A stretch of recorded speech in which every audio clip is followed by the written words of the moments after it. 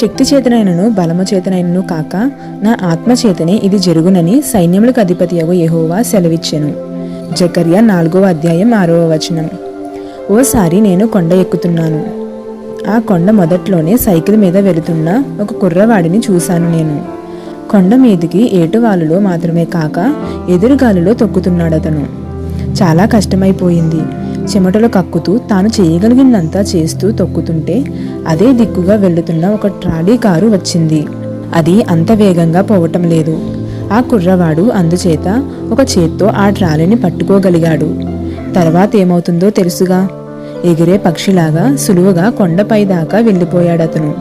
అప్పుడు నాకనిపించింది, నా అలసటలో బలహీనతల్లో నేను కూడా ఆ కుర్రాడి లాంటి వాడినే. కొండపైకి సైకిల్ తొక్కుతున్నాను. నిరోధక శక్తులెన్నెన్నో. పూర్తిగా అలసిపోయాను. కానీ ఈ ప్రక్కనే గొప్ప శక్తి నా అందుబాటులోకి వచ్చింది. ప్రభు యేసు శక్తి. నేను కేవలం ఆయనతో సంబంధం కల్పించుకుని ఆ సంబంధాన్ని కొనసాగిస్తే చాలు. ఆ పిల్లవాడు ఒక చేత్తో ట్రాలీని పట్టుకున్నట్టు ఒక వేలంత విశ్వాసంతో యేసుని పట్టుకుంటే చాలు.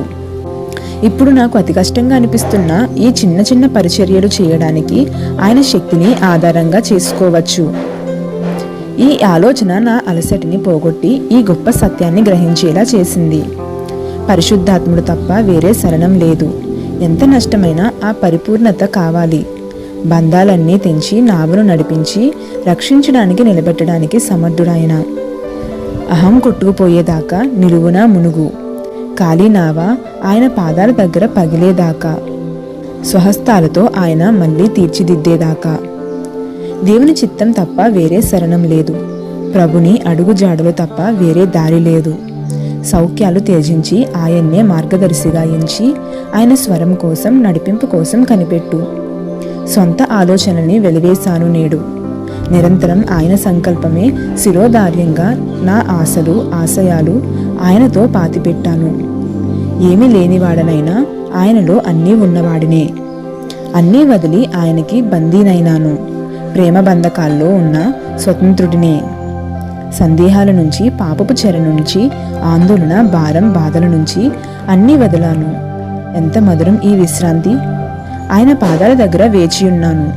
నా అంతరంగాన్ని కడిగి శుభ్రపరిచే ఆ దివ్యమూర్తి సందర్శనం కోసం వస్తాడాయన. నాలో పరిశుద్ధాత్మ నింపుతాడు. ఆయనలో నేను తృప్తి పడ్డాను, పరిపూర్ణత చెందాను. నాలో వెలిగే జీవన జ్యోతి కొడిగట్టదు. ఆయనతో నా నిబంధన వీగిపోనంత వరకు.